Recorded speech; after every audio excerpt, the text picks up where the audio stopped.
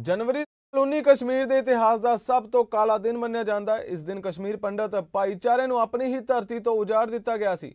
सन 1999-90 दौरान कश्मीर विच फैले अतवाद कारण भाईचारे के मैंबरों का निशाना बना के कतलेआम होने लगा, जिस तो बाद पैदा हुए खौफ कारण जनवरी 1990 की रात तो कश्मीरी पंडितां अते उत्थों दे होरना घट गिनती भाईचारे ने वड्डी पद्धर ते वादी नूं छड्डना शुरू कर दिता अते उन्हां नूं जम्मू समेत भारत के वख-वख हिस्सियां च शरणार्थियों का जीवन बतीत करना पिया।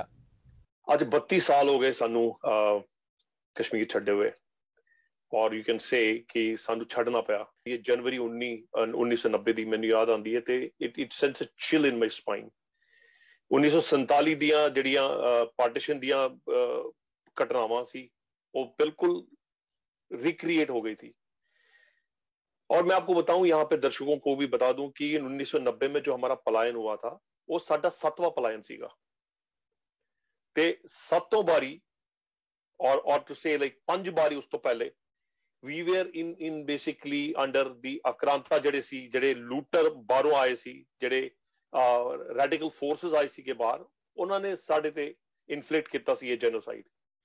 पर शर्म दी गल है कि 1990 च जो होया वो एक आजाद भारत देश दे विच होया।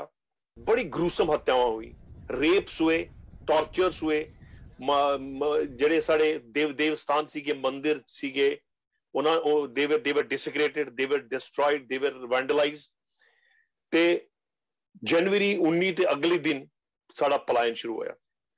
सरकार मौन सीगी, प्रशासन मौन सीगा ते सब तो बड़ी गल है कि इंटेलिजेंसिया जिहड़ा असीं सिविल सोसाइटी कहंदे हैं वो मौन सीगी। The world remain silent at large. आज की डेट में भी करीब 1-1.5 लाख कश्मीरी हिंदू जो है आज भी उन टेंट्स में और उन शैंटीज में रहते हैं। तो उनकी जो आज भी basically we want to move ahead. हम लोग, हमारे में बदले की भावना नहीं है। जो हुआ वो एक त्रासदी थी, वो एक फ्रेंजी थी, वो एक धार्मिक जुनून था जिसने हमारे साथ ये किया। एजुकेशन है, we are professional spread all over the world. हमारे पास शायद दुनिया की वो हर चीज है जिसके लिए कोई भी एस्पायर कर सकता है, बट हम अपने रूट्स खो चुके हैं। हमारी लैंग्वेज खत्म हो रही है, हमारी सभ्यता खत्म हो रही है, कश्मीर से हमारा नाता टूट रहा है। मेरे पिताजी 80 साल के हैं और उनमें आज भी एक यर्निंग है कि वो कब वापस जाएंगे। वो नहीं चाहते कि मैं कहीं और अपनी देह त्यागूं, वो चाहते हैं कि मैं कश्मीर वापस जाके अपनी वहां पे मैं अपनी देह त्यागूं। तो हम जाना चाहते हैं, सरकारें कोशिशें करती आ रही हैं और हमें उम्मीद है कि शायद हम घर वापसी कर पाएंगे। आर्टिकल 370 हटने के बाद is been a C change. अगर आप नंबर्स की बात करें तो लास्ट 2 साल में the number of visitors who have gone to Kashmir has tripled. World की ग्लोबल इकोनॉमी वहां पे इन्वेस्ट कर रही है। दुबई का एक बड़ा कंसोर्टियम जो है वो एक बहुत बड़े मॉल में इन्वेस्ट कर रहा है और काफी सारे इंडियंस को जिन्होंने एक अवधि बिताई है कश्मीर में, they are all getting basically domicile certificates and they have the same rights as any other Kashmiri. इसके अलावा एलजीबीटीक्यू कम्युनिटी को कोई फर्क नहीं थे वहां पे।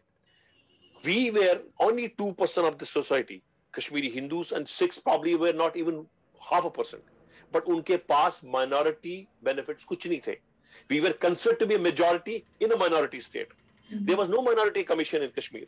तो देखिए आर्टिकल 370 हटने के बाद एक एक्चुअल में विलय हो गया है भारत का। जो इस तरह के जो पलायन हुए हैं, जानो माल की जब और इज्जत की जब बात आती है तो बड़े बड़े पैगंबरों तक ने हिजरत करी हुई है। तो हम कोई अफवात नहीं है उसमें। मैं पर्सनली उन गलियों में वापस नहीं जाना चाहता। हमें भारत सरकार से ये इल्तिजा है कि, और एक प्रपोजल भी 30 साल से चल रहा है जिसको हम पन कश्मीर कहते हैं, कि हमें कश्मीर में एक अलग जगह दी जाए जिसको एक यूनियन टेरिटरी स्टेटस दिया जाए, एक स्टेटहुड दिया जाए, जो भी government of India will deem correct, हम वहां पे अपना अलग से रह लेंगे। We don't want to basically go back to those places जहां से हमें 1 नहीं 2 नहीं 7 बार वहां से हमें निकाला गया था।